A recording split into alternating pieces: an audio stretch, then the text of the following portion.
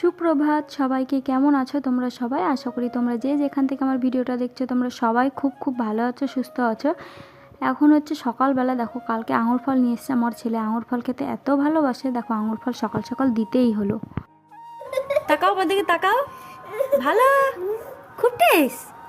মিত্তি তোমার এখানে কি হয়েছে দেখি? এখানে আও হয়েছে। বলো না, বলো হাট, বল হাট এখান থেকে, বল হাট হাট, তাই বলো।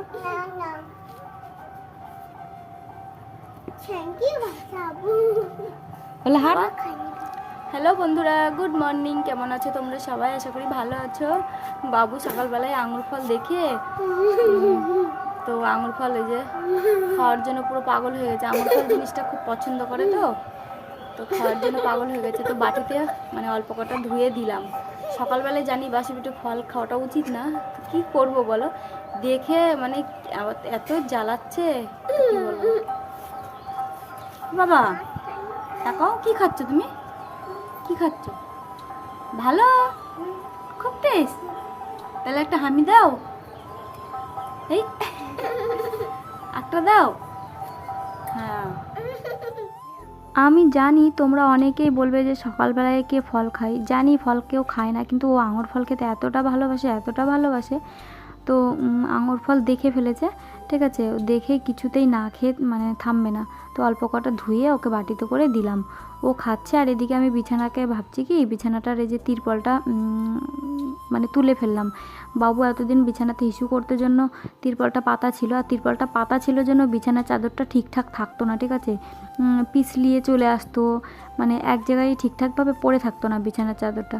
তো তার জন্য ভাবলাম যে বিছানার চাদরটা তুলে তিরপলটাও তুলে ফেলি, দিয়ে নতুন একটা বিছানার চাদর মানে পরিষ্কার কাঁচা বিছানার চাদর এটা পেতে দিলাম। আমার যে কটা বিছানার চাদর আছে প্রায় সব কটাই এরকম সাদা বা হালকা হলুদ এরকমের মধ্যে, মানে খুব তাড়াতাড়ি নোংরা হয়ে যায় বিছানার চাদরগুলো। তো এই চাদরটাও খুব সুন্দর, কিন্তু দেখতে ভীষণ সুন্দর। সাদা জিনিস এমনিতেই সুন্দর হয়। তো কী করবো, এই ঘরটায় তো এখন আর থাকবো না, তো পেতে রাখলাম। আর এখন যেহেতু আমরা কাঁচা ঘরে ঘুমাচ্ছি, কালকে থেকে তোমরা ভিডিওতে তো দেখেইছো। তো চলো ভিডিওটা প্রথম থেকে শেষ অবধি দেখতে থাকো, আশা করছি তোমাদের ভালো লাগবে।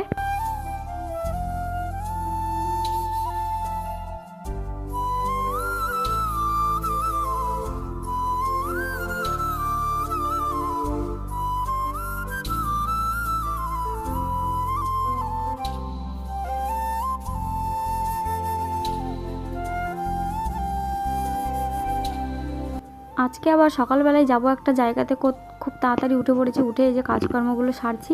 কালকে রাত্রেবেলায় হঠাৎ করে বান্ধবী ফোন করেছে যে আমার সাথে একটুখানি মানে ওর সাথে একটুখানি মন্দিরে যেতে হবে। তো আমাদের এখান থেকে মানে 10 টাকা ভাড়া নেই, 10 টাকা 15 টাকা ভাড়া নেই। তো এরকম একটা জায়গাতে যাব। আর তো তার জন্য আমি বিছানাটা গুছালাম, ঘরটা ঝাড় দিয়েছি। ও বলেছে 8টার মধ্যে রেডি হয়ে যেতে। ওখানে 8টার মধ্যে সকালের একটা পুজো হয়, দুপুরবেলা একটা হয়তো হয়, আর হচ্ছে বিকেলে হয়তো, বিকেলে না সন্ধ্যাবেলা যাই হোক হয়।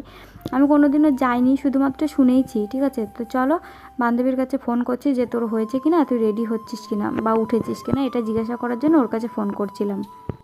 তো ও আমাকে বললো যে আমার এখনও হয়নি, বাসন কটা মাজবো, স্নান করবো, রেডি হবো, চলে যাব। আমি বললাম ঠিক আছে, আমারও বাসনপত্রগুলো মাজা হয়নি, তো আমিও বাসনগুলো মেজে নিই, তারপরে আমিও স্নান করব, তারপরে হচ্ছে আমিও রেডি হয়ে তারপরে যাব। তো এর মধ্যে আমি বাসনপত্র মেজে ভাত রান্না করে রেখে তবে গেছি, কারণ আমি জানি হয়তো ওই জায়গাটা আমি কোনো দিনও যাইনি। আমি হয়তো ভেবেছিলাম খুব মনে হয় ভিড় হবে, পুজো দিয়ে বাড়ি আসতে আসতে হয়তো রোদ উঠে যাবে, দেরি হয়ে যাবে। তো তার জন্য সেদ্ধ ভাত রান্না করে তারপরে রেখে গেছিলাম। তো চলো এখন এই যে ঘরটার পুরো ঝাড়ঝুড় কমপ্লিট হলো, এখন হচ্ছে চলো এক গাদা বাসন আছে, বাসনপত্রগুলো এখন মেজে নিই।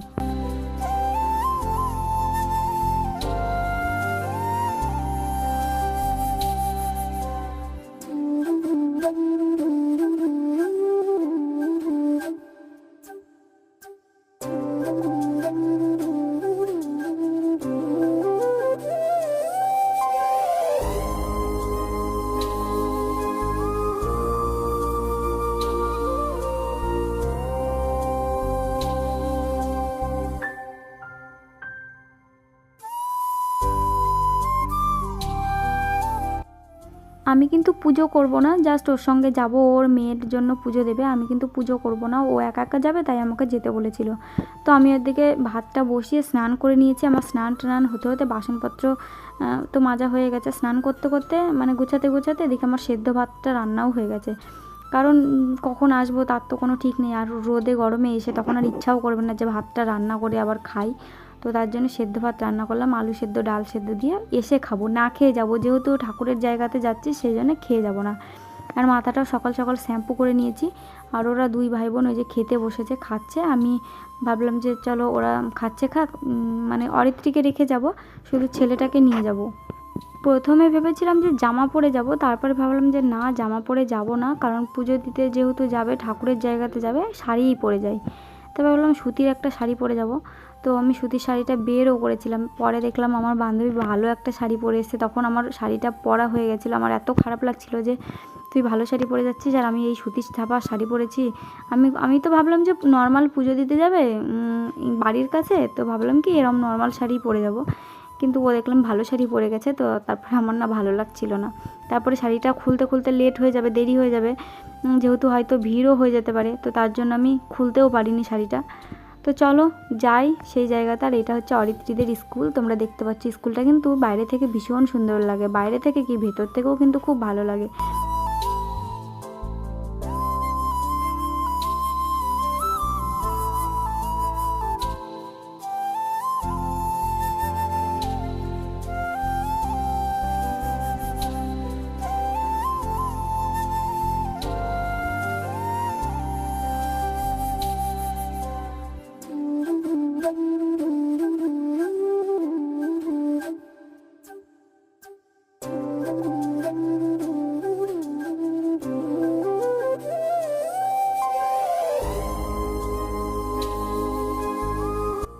তো আমার বান্ধবীরা এই জায়গাতে এর আগে নাকি অনেকবারই এসছে, এই মন্দিরটা নাকি খুব জাগ্রত। আমি ভেবেছিলাম খুব বড় সড়ো হয়তো মন্দিরটা হবে।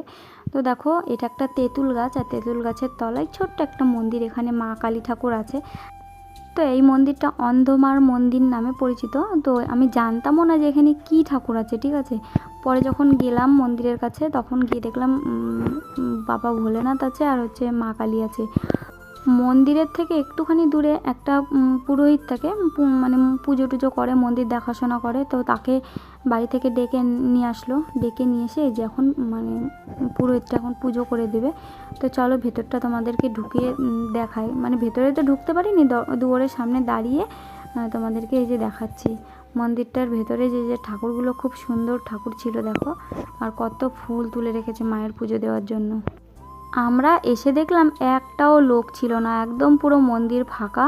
কারণ হচ্ছে আমি ভেবেছিলাম প্রচুর ভিড় হবে, কখন বাড়ি আসবো তার ঠিক নেই, এসে দেখছি আমরাই দুজনা এসছি, তাছাড়া কেউ আসেনি। ভালো, ফাঁকা ফাঁকায় বাড়ি চলে যেতে পারবো।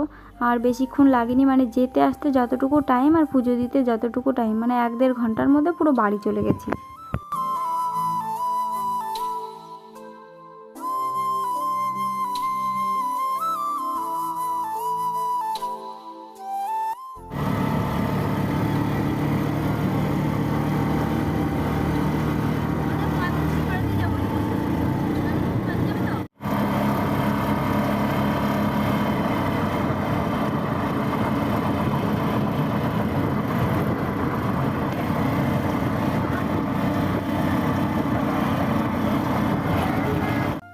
আমাকে আমার বান্ধবী রাত্রিবেলায় বলেছে যে মন্দিরে পুজো দিতে যাব, কিন্তু আমি জানা সত্ত্বেও পুজো দিতে পারলাম না, কারণ আমার একটু প্রবলেম ছিল, তাই আমি পুজো দিতে পারিনি।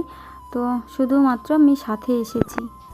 এখন রাস্তা দিয়ে যেতে যেতে রাস্তার দুই ধারে কত সুন্দর সবুজ ধান ক্ষেত দেখতে পাওয়া যায়, এত সুন্দর লাগে মাঠটা, এত ভালো লাগে কি বলবো। এই রাস্তাটা কোন রাস্তা বলো তো? বাতকুল্লা থেকে বাড়ি আসার রাস্তায় আমাদের বাড়ি, ঠিক আছে। বাতকুল্লা দিয়ে বাড়ি আসতে হয় যে রাস্তা দিয়ে, এটা একদম পুরো সোজা একই রাস্তা, এই রাস্তা দিয়ে আমাদের বাড়ি। আমাদের বাড়ির আশেপাশে অনেক বড় বড় ক্রিয়েটাররা আছে, ভিডিও বানায়। আমি ইচ্ছা করলে তাদের সঙ্গে মিশে ভিডিও বানাতেই পারি, কিন্তু না, আমি চাই না। আমি চাই আমি নিজে থেকে সব কিছু করবো, আমি নিজেও একদিন ওদের মতন হব। তো আমি শুধু এটুকুই চাই, তাই আমি চাই না আমি কারোর বাড়িতে যাব, গিয়ে আবারও তাদেরকে নিয়ে ভিডিও বানিয়ে মানে সেগুলো ভাইরাল হবে, আমার একদম ইচ্ছা করে না। আগে যা করেছি আগে গেছি, কিন্তু আমার এখন একদমই মন টানে না, বিশ্বাস করো। তো এই যে বান্ধবী এখানে প্রসাদ দিয়েছে, চলো একটুখানি করে প্রসাদ খাবো, খেয়ে ভাতটা খাবো, খিদে লেগে গেছে প্রায় আস্তে আস্তে 9:30 10টা বেজে গেছে। তো এদিকে মেয়েকে প্রসাদ দিলাম। বললাম না অত সকাল সকাল কি রান্না করব। এই যে সকালবেলায় ডাল ছিল ঘরের, আর হচ্ছে আলু ছিল, ডাল আর আলু সেদ্ধ করে রেখে গেছি, আর শশা ছিল, শশা কেটে নিয়েছি। তো এগুলো দিয়ে এখন আমরা খেলাম।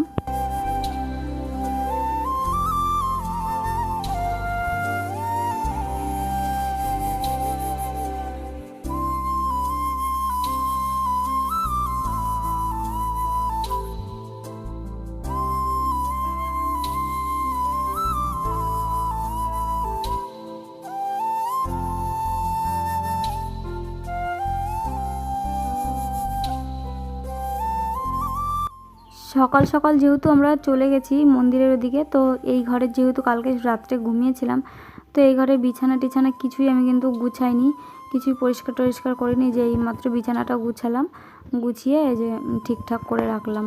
তো চলো এখন ঘরটা ঝাড় দেবো, দিয়ে ঘর থেকে এখন বেরোবো, দিয়ে ওই ঘরে গিয়ে একটুখানি রেস্ট করব। একদম ভালো লাগছে না। আমাদের এই কাঁচা ঘর থেকে বেরোতেই একটা দেখো লেবুর গাছ আছে।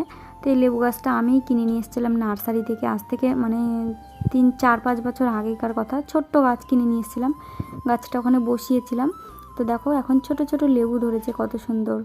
একদম বেশি একটা লেবু হয়নি, তবে অল্প একটু আধটু লেবু হয়েছে, একদম মানে হয়েছে মোটামুটি। তো এর আগের দিন যে বাবুর জন্য চাল গুঁড়ো করেছিলাম, সেই চাল গুঁড়োটা মানে তাড়াহুড়ো করে করেছিলাম, তো মানে মোটা মোটা দানা দানা রয়ে গেছে।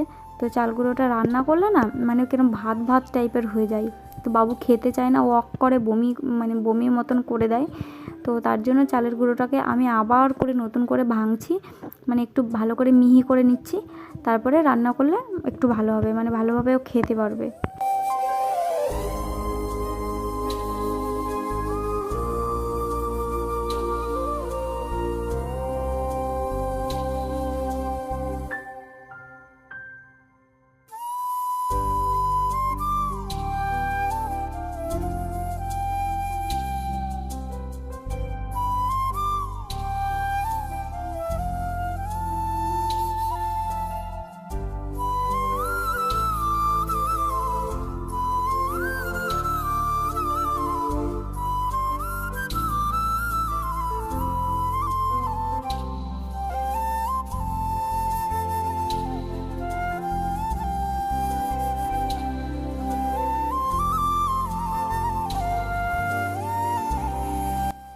আচ্ছা, মিক্সারে এই যে চালের গুঁড়োটা যে তৈরি করলাম, এটা কিন্তু বেশ ভালোই গরম হয়েছে।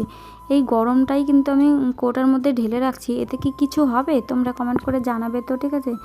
আমি না এটা ভাবছিলাম যে গরমটা ঢালছি, কিছু হবে না তো, কিছু হবে না তো, এরকমটা মনে হচ্ছিল।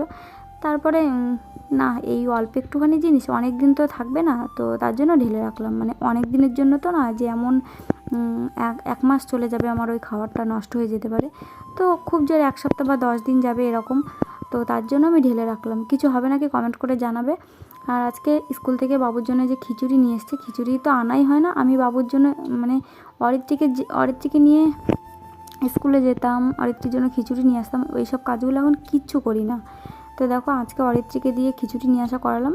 বাবুকে এখন খিচুড়িটা খাইয়ে দিচ্ছি, এখন খাইয়ে এখন চলো স্নান করাবো ওকে। আমি তো স্নান করে গেছি, বাবুকে স্নান করে নিয়ে গেছিলাম না, শুধুমাত্র হাত পাটা ধুয়েছিলাম। তো এদিকে দেখো অনেকগুলো সজনে ডাঁটা আছে, সেরকম রান্নার জিনিস কিছুই নেই। ডাল আছে ঘরে, আর এই যে সজনে ডাঁটা, আলু, এই সব জিনিসই আছে। তো ভাবলাম যে সকালবেলায় যে ভাত রান্না করেছিলাম, সে ভাত রয়ে গেছে। যেহেতু সেদ্ধ ভাত রান্না করেছিলাম, কেউই ঠিকঠাক মতন খায়নি। তো ভাত আছে, ভাবছি যে কী রান্না করব। তো ডাঁটা ছিল, ডাঁটা দিয়ে আলু দিয়ে একটুখানি শুকনো শুকনো করে চলো তরকারি রান্না করি। আমার এই লোহার কড়াইটা ছিল আমার পিসি শাশুড়ি মায়ের বাড়িতে, তো নিয়ে এসছে অরিত্রী গিয়ে। পিসি শাশুড়ি মা তেল পিঠে বানানোর জন্য নিয়ে গেছিলো, এর আগেই বলেছিলাম তোমাদের হয়তো ভিডিওতে। তো কড়াইটা নিয়ে এসেছি, ভাবছি যে এই লোহার কড়াইতে রান্না করলে মাজা ঘষা অত আর মানে ঝামেলা করতে হয় না, মানে একটু আধটু মাজলেই হয়ে যায়, অত মানে কষ্ট করতে হয় না। তা লোহার কড়াইটা এত বাজে না, রান্না করলে বলে না তরকারিগুলো পুরো কালো কালো হয়, ডাল রান্না করলে কালো কালো হয়, খুব রাগ হয়ে যায় জানো না। তো তো ভাবছি লোহার কড়াইটা রান্না করা পুরো বন্ধ করে দেবো। আর 2-3 দিন রান্না করে পুরো একদম বন্ধ করে দেবো। আর কড়াইটা যেহেতু একদম ছোটো না, রান্না করতে মানে নাড়াচাড়া করতে খুব কষ্ট হয়, মানে ঘাটাঘাটি করতে একটু কষ্টই হয়ে যায়। তো চলো, রাত্রেবেলায় নিয়ে এসেছিলো এই যে আঙুর ফল বাবুর জন্য। বাবু যেহেতু আঙুর ফল, তরমুজ, এইসব জিনিসগুলো খেতে ভালোবাসে, আমিও ঠিক সেম ওই জিনিসগুলো পছন্দ করি। তো চলো, আজকের ভিডিওটা এই পর্যন্ত। রাতে আবারও রান্না করেছিলাম সেদ্ধ ভাত। Tata, bye. আজকের দিনটা এইভাবেই কাটলো।